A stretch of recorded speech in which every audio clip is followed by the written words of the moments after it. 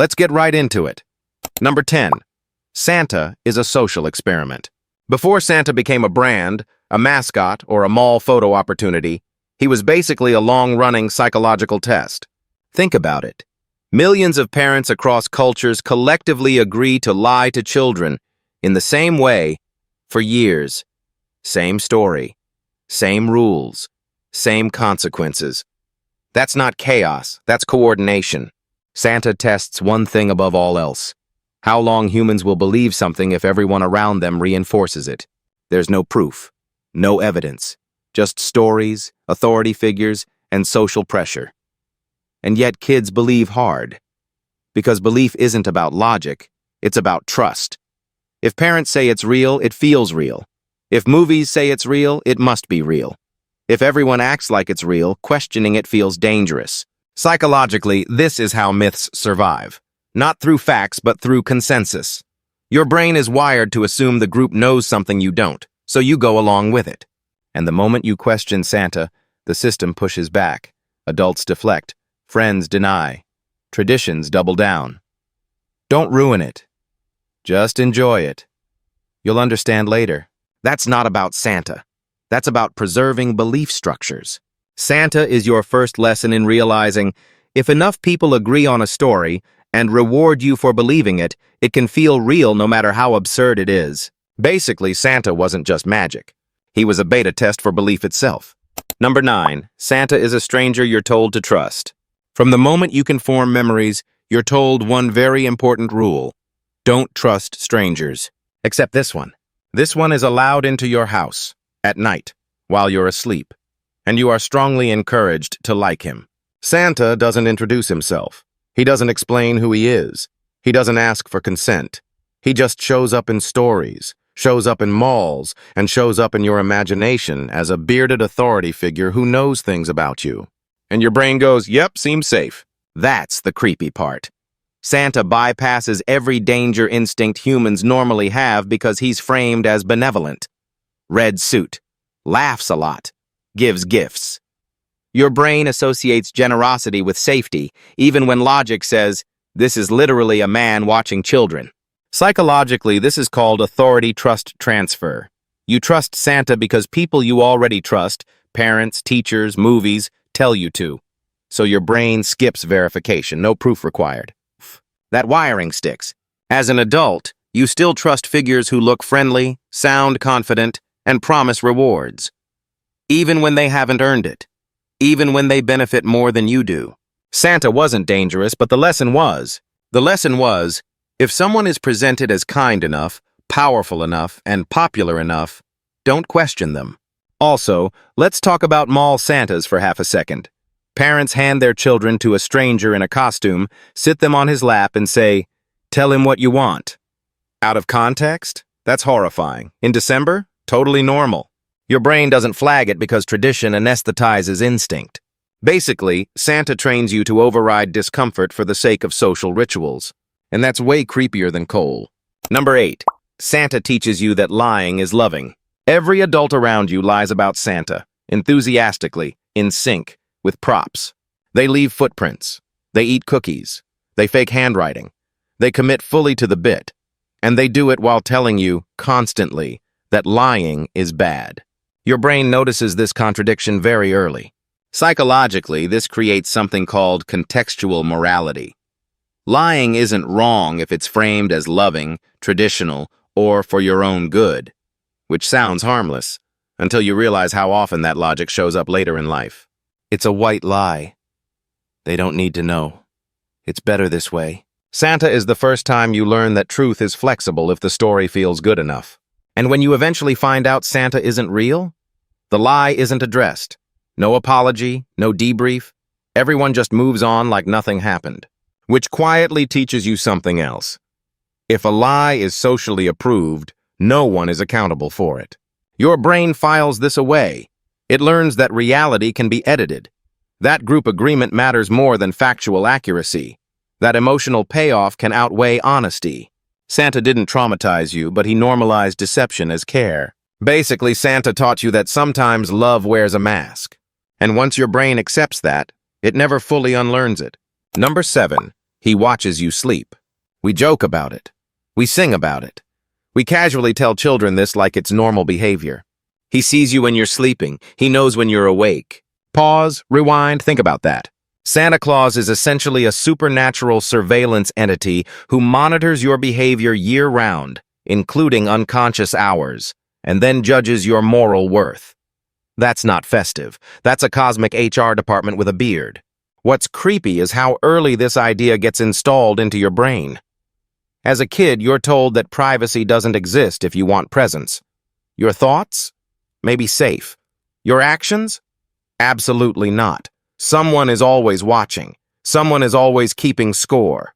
Psychologically, this taps straight into behavior conditioning. External monitoring plus reward equals compliance. It's the same system used in workplaces, schools, and, fun fact, religious frameworks. Santa is basically God-light TM with cookies instead of commandments. And your brain accepts it because it's wrapped in jingles and pajamas. But strip away the cheer, and you're left with a moral panopticon sliding down your chimney. Festive? Sure. Slightly dystopian? Absolutely. Basically, Santa didn't just bring toys. He introduced surveillance culture before you could spell surveillance. Number 6. The naughty list is psychological warfare.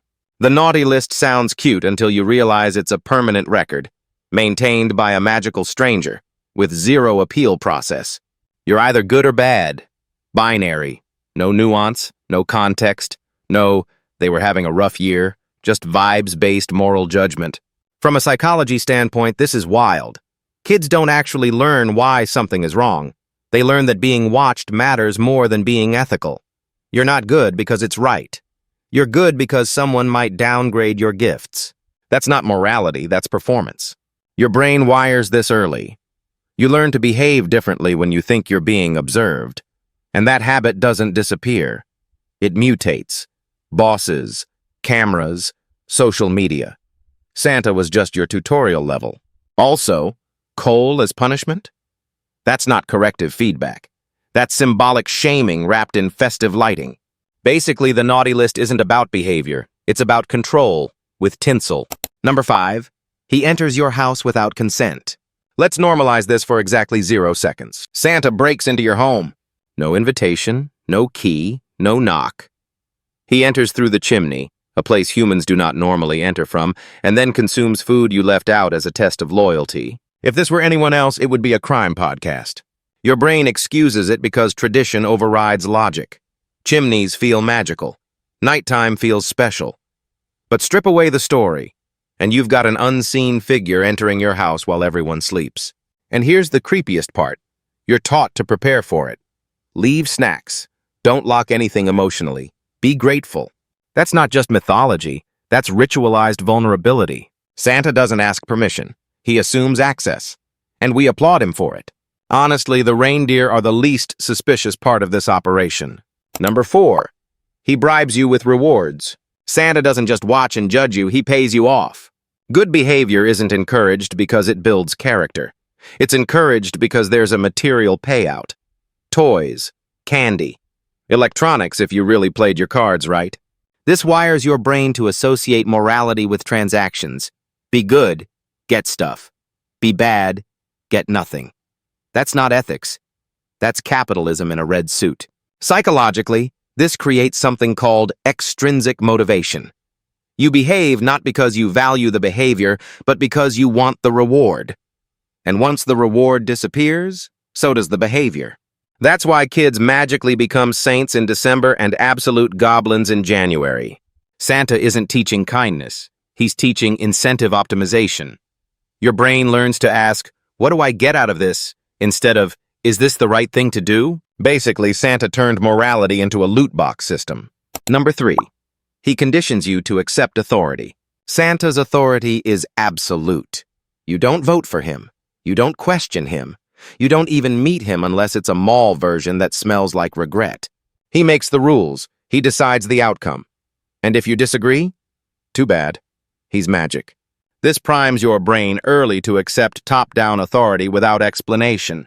If someone is powerful, mysterious, and framed as good, you assume they know best. That's not accidental. It's how humans pass down social control structures.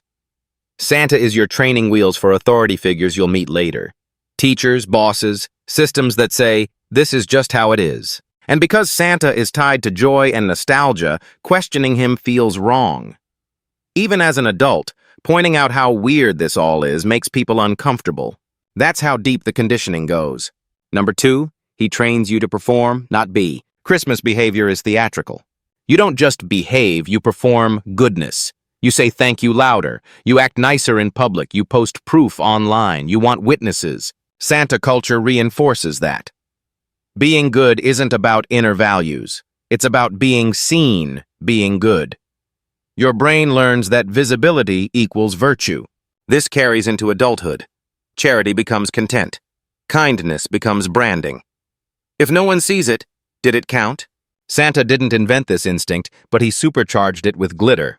Basically, Santa taught you to curate your morality. Number 1, he never leaves. Even when you stop believing in Santa, the framework stays. Surveillance becomes normal. Rewards become expected. Authority feels unquestionable. Morality feels transactional. Performance feels necessary. Santa disappears, but the system doesn't. Your adult brain still responds to invisible watchers, delayed rewards, and approval from abstract systems. Likes, ratings, promotions, algorithms.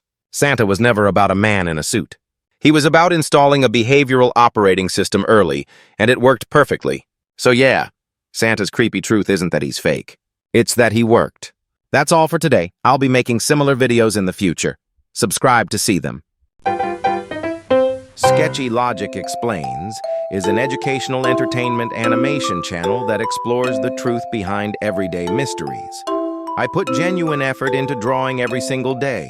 It's not easy at all. Please help me with one subscription. It truly means a lot to me. I love you all.